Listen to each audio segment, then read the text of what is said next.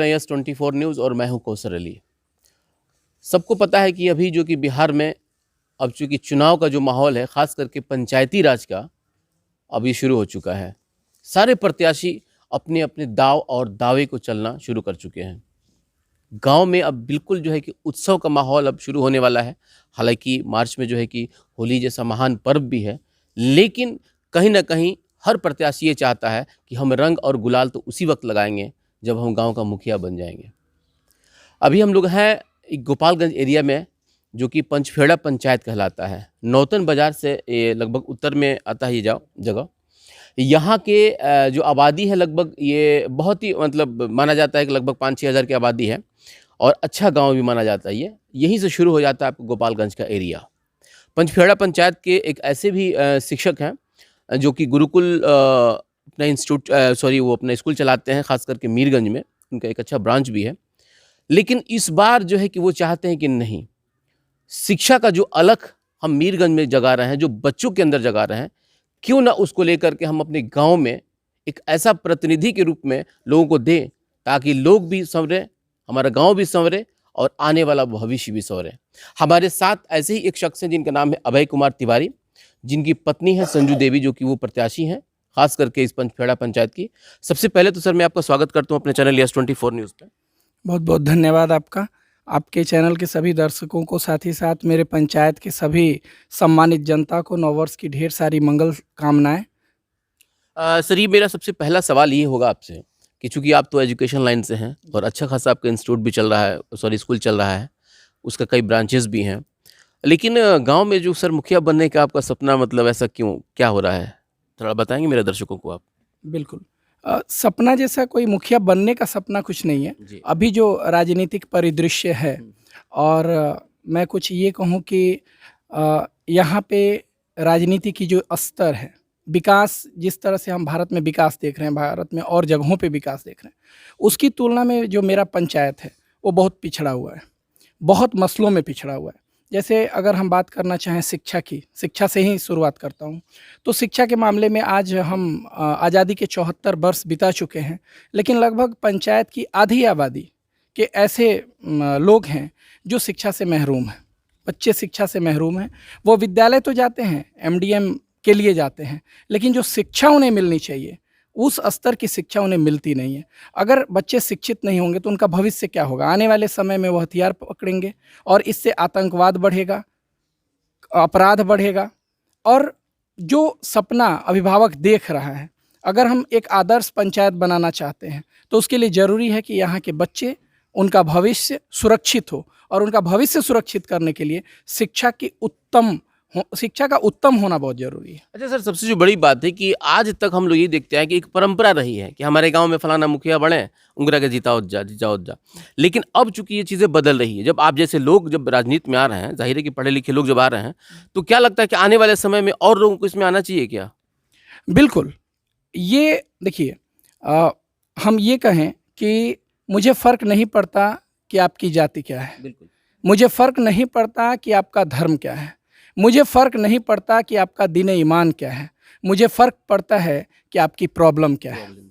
मुझे फ़र्क पड़ता है कि यहाँ की शिक्षा का स्तर क्या है।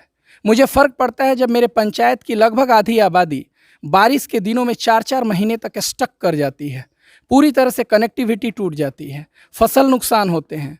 मुझे फ़र्क पड़ता है जब एक गरीब को आवास आवंटित होता है, तो आवास लेने के लिए उसे 15 से 20 हज़ार रुपये कर्ज लेके देना होता है, तब आवास आवंटित होता है। मुझे फ़र्क पड़ता है कि एक शौचालय बनाने के लिए उसे 2,000 रुपये का घूस देना होता है, तब उसका शौचालय बनता है। मुझे फ़र्क पड़ता है कि जब एक जन्म और मृत्यु प्रमाण पत्र बनाने के लिए यहाँ के लोगों को 500 और 1,000 रुपये खर्च करने पड़ते हैं।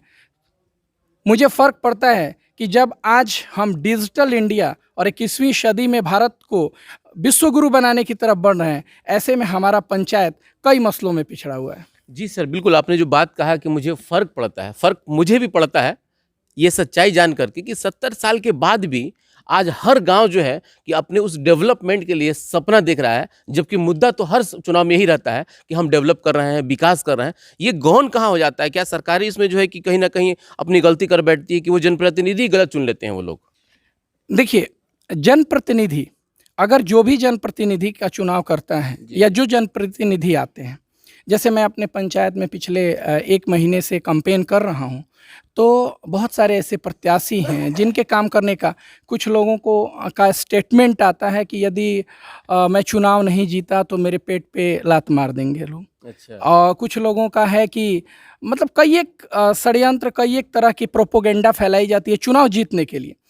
वोट देने वाले लोग अगर इस बात को सुनिश्चित करें कि हम वो प्रत्याशी कैसा चुनते हैं। देखिए, राजनीति में जो दिन प्रतिदिन गिरावट आ रही है, एक विषय होता है कि यदि आप किसी का हक छीनते हैं, हक छीन रहे हैं, बिल्कुल, बिल्कुल। हक मार रहे हैं, किसी का भोजन छीन ले रहे हैं, किसी तमाम तरह की योजनाएं आ रही है वो लोगों तक पहुंचने नहीं दे रहे हैं, तो ये एक विकृति है, ये एक विकृति है।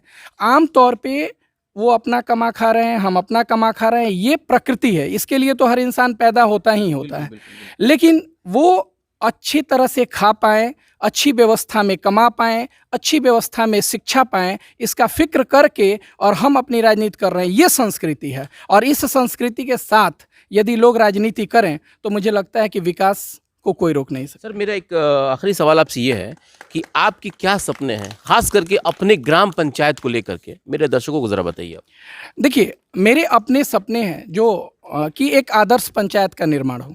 आदर्श पंचायत के निर्माण के लिए जो ज़रूरी चीज़ें हैं कि सबसे ज़रूरी है जो मेरे अभी चुनावी अभियान का या चुनावी यात्रा का पहला पड़ाव है कि लोगों को जागरूक करना।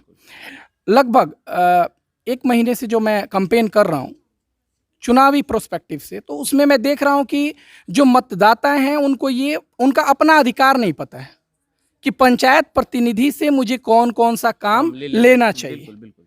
अब बहुत सारी दिक्कतें हैं हमारे पंचायत में। शुद्ध पेयजल की व्यवस्था नहीं है, घरेलू उपयोग के लिए पानी की व्यवस्था प्रॉपर नहीं है, मवेशियों के लिए चारागाह किसी गांव में नहीं है, मवेशियों के लिए पशु चिकित्सक की कोई प्रॉपर व्यवस्था नहीं है। तो इस तरह से यदि हम बात करें तो तमाम तरह की दिक्कतें हैं। अगर हम शिक्षा की बात करें तो शिक्षा के बारे में मैंने पहले ही आपको बताया। चिकित्सा की बात करें तो एक मेरे पंचायत में एक भी एम्बुलेंस की व्यवस्था नहीं है, जबकि मेरा ये प्रयास चल रहा है और शायद ये फलीभूत भी हो। चुनाव के पहले मैं पंचायत को एक एम्बुलेंस दे रहा हूँ और यदि चुनाव में लोग मुझे मौका देते हैं और मुझे कार्यभार करने का मौका मिला तो मैं प्रत्येक गांव को एक एम्बुलेंस दूंगा। अच्छा सर, ये हम बीच में आपको काटेंगे। जो आप एम्बुलेंस की बात कर रहे हैं, चूंकि आप इस गांव के निवासी हैं, आपने इस गांव में पूरा उम्र काटा होगा, ये बात आपने पहले ये काम आपने पहले क्यों नहीं किया? अभी जो बात कर रहे हैं आप एम्बुलेंस की, ये पहले काम आपने क्यों नहीं किया सर? बिल्कुल, देखिए, पहले इसके पहले जब हम कई एक विषयों पे चर्चा करें, एक बार हुआ क्या कि मैं गांव में ही हूँ और एक घटना घटी कि घटना ये थी कि बारिश का मौसम है और मेरे किसी पड़ोसी को की तबीयत खराब हुई, बहुत सीरियस, और मैं भी किसी विशेष काम में कहीं था। तो अचानक मुझे फ़ोन गया कि गाड़ी, चूँकि 4 व्हीलर मेरे पास है, तो गाड़ी चाहिए, किसी की तबीयत खराब है। मैं ऐसी परिस्थिति में था कि मैं ड्राइव करके जा नहीं सकता था, ड्राइवर मेरा था नहीं, तो हम तो आनन फानन में व्यवस्था करके अपनी गाड़ी भेज दिए। लेकिन तब ये चीज़ें मुझे महसूस हुई कि अपने पंचायत में ऐसे बहुत सारे लोग हैं जो इसकी वजह से उनकी चिकित्सा में विलम्ब हो रहा है, चिकित्सा उचित समय पर नहीं हो पा रहा है। तो मैंने ये निर्णय लिया, चूँकि आप जानते हैं कि एम्बुलेंस ऐसा चीज़ नहीं कि आप जाएंगे और एम्बुलेंस एजेंसी से खरीद के, तो डॉक्यूमेंटेशन का काम चल रहा है और हम कर रहे हैं इस चीज़ को। ये इसका चुनाव से कोई लेना देना नहीं है, कोई चुनावी प्रोपोगेंडा घोषणा की, इसलिए मुझे लगा कि पूछना चाहिए। नहीं, ये चीज़ जो है चुनाव से कोई लेना, चुनाव में जीतूंगा, क्या होगा कल ये तो जनता तय करेगी, लेकिन एम्बुलेंस पहले आएगा ये मैंने तय कर दिया है।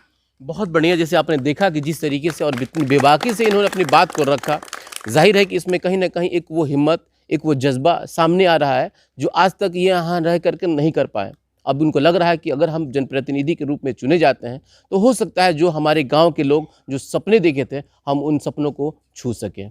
एक विषय और है जी, यहाँ जो सबसे बड़ी दिक्कत है वो है शिक्षा की।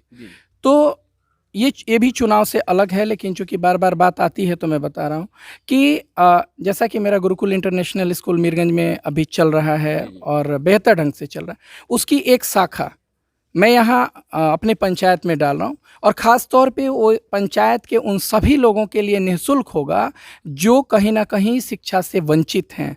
उनको हर एक तरह की, मतलब एक डिजिटल स्कूल जो जिसमें कंप्यूटर एजुकेशन हो, लेबोरेटरी की व्यवस्था हो, एक उत्तम शिक्षा उनको दी जा सके। यानी कि आप उस आधुनिकता से अपने गांव को जोड़ना चाहते हैं जो आपका एक बिल्कुल, सपना था। एक गांव को नहीं, इस पूरे पंचायत को जी, वही पंचायत। डिजिटल युग के, अभी मैंने कहा ना कि हम भारत को डिजिटल इंडिया का नाम दे रहे हैं, तो पचपेड़ा पंचायत को आदर्श पंचायत के साथ साथ डिजिटल पंचायत बनाने की एक सोच है, एक चलिए, पहल मेरी है। शुभकामनाएं हैं आपके साथ भी, क्योंकि जिस तरीके से आपका सोच और आपका जज्बा है, आने वाले समय में इस गांव का भी भविष्य संवरे, इसकी मैं कामना करता हूं। मैं अपने सहयोगी के साथ, कौशल अली, यस 24 न्यूज, गोपालगंज।